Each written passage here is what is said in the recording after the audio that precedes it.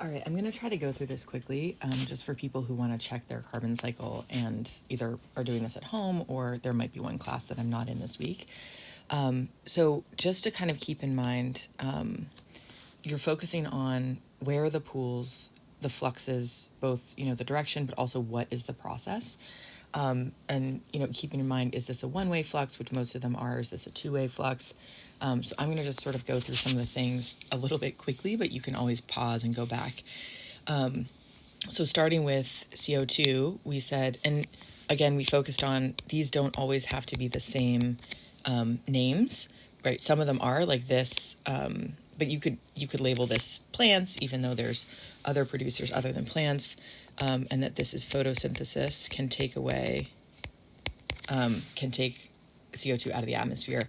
And then keeping in mind that you want an understanding of this process of, in the producers, we're talking about organic molecules that also have energy, but focusing on just carbon here instead of both the matter and energy. But we could label that later if we wanted to. So most of the kind of like level one that we went through in most classes was, producers to consumers, and we could break this out into primary, secondary, but kind of lumping them all together, and then calling this whatever makes sense, feeding or eating or consumption. And then kind of having in mind that from all of these, and I'm just going to start labeling these CR for cell respiration is a little bit easier than writing that out. But then we have this dead organic matter. And so, these can be dead bodies, but they can also be leaves or waste that they consume and don't use all of. So whether you call this is getting tinier and tinier, but, if this is like death or waste, but having the understanding is more important there than the label. And then what happens to this dead organic matter can be really different. So, we said, look, that could go to decomposers. And however it might even be good for you to have an idea of like, we could be talking about mushrooms, we could be talking about bacteria, we could be talking about, things like worms. However they get that dead organic matter, whether they eat it or whether like a mushroom, we could just call this absorption. In some way, they're going to take in the molecules from the dead organic matter. And it's interesting, some people in their diagrams had like, well, the decomposers could also die and go back to dead organic matter. Or we even had an example come up in class where technically like a consumer could eat a decomposer. A person could eat a mushroom. That was our example that came up. So then keeping in mind, the thing that people often forget about decomposers is they're doing cell respiration to get energy, right? So we've got this cell respiration arrow there. And then we added it, and we'll kind of add, well, actually, let's go ahead and do. So the dead organic matter, if it's not taken in by decomposers, and this is sort of our long, slow process, that this is different depending on where it is. So this same process, producers, consumers, dead organic matter, can also happen in the ocean. And so that might lead to sediments that eventually get turned into fossil fuels. But here, I'm just going to put in fossil fuels here. But these can be coal if it happens on land, oil if it happens in the ocean. What you call this process, some people wrote it in as fossilization. Some people said it's compression, or, it's heat and it's pressure and it's time. So again, it's more important to understand the process than get that label exactly right. But whatever molecules you had in the dead organic matter that had energy and matter, right, they just become a different kind of molecule, but having energy and matter still in those molecules in the fossil fuels. And here's where, and maybe I'm just going to label these slightly different things. So anything that has this organic matter, so we added an arrow for combustion, which is just a fancy name for burning. You can burn producers, you can burn consumers, you can burn a pile of leaves. And then you can also, so I might try to attach these, I can burn fossil fuels. And so these are just, I can burn decomposers, So the equation for combustion is exactly the same as cell respiration. It's whatever you're burning plus oxygen gives you CO2 and water. But instead of releasing the energy and using it to make ATP, you're releasing the energy as heat and light. So the other thing that we added in some of the classes that got a little bit further was methane. And so this is also known as natural gas. It's also a type of fossil fuel.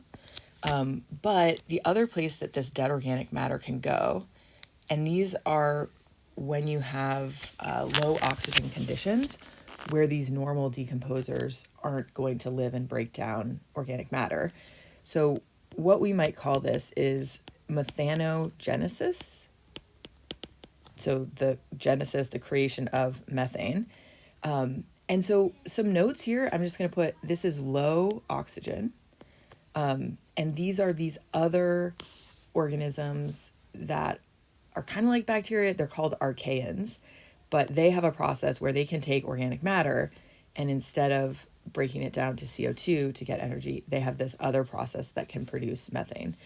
So somebody also pointed out that you could add, so like when people say, cows produce methane, it's not actually the cows, but it's these, and so again, this might not mean a lot to you now, but these are these archaeans, these bacteria-like organisms that in low oxygen environments can take organic matter and turn it into methane. And so methane, we care about it because it's also a greenhouse gas, but there's also a process, and I wouldn't worry too much about what to label this right now.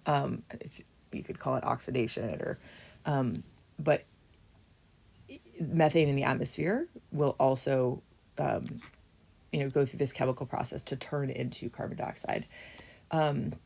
This is probably the kind of level 1. In some classes, we added if this is kind of happening on land, what's the process happening in the ocean? So some people added whatever, if you call this CO2 dissolving in the water, or really accurately, that we could call this diffusion. And the idea is that CO2 can go into the water if the concentration in the atmosphere is higher. It can go out of the water if the concentration in the water is higher. So going from high to low concentration, that's the double-edged or the double-arrowed piece there. And then again, in the water, you have this, you could go into producers, you could go to consumers, dead organic matter. So it's the same thing that we have over on the right here. And then this is where that dead organic matter you might have in your like sediments, and then there's this process of turning into oil over longer periods of time. The other thing that we've added in some of the classes is carbon dioxide in the water can react with water. And we're going to get to this a little bit later, but this process produces this acid. So, why does carbon dioxide in water make the water more acidic? There's some different kind of chemical reactions here, but this carbonate can actually, so this is an ion, it's a negative ion, but it can combine with calcium carbonate, and this is what is actually part of shells and coral skeletons. And then when those organisms die, the calcium carbonate in the shells, like those can get compressed and can become limestone over time as a sedimentary rock. And then there were some pieces of this that I'm not drawing in now, like the limestone.